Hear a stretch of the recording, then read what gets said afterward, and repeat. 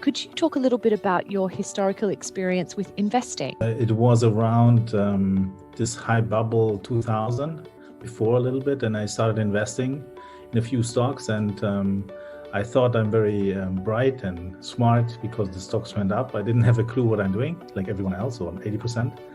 And then I got a cold shower, so the bubble bursted, and then I never invested again in stock.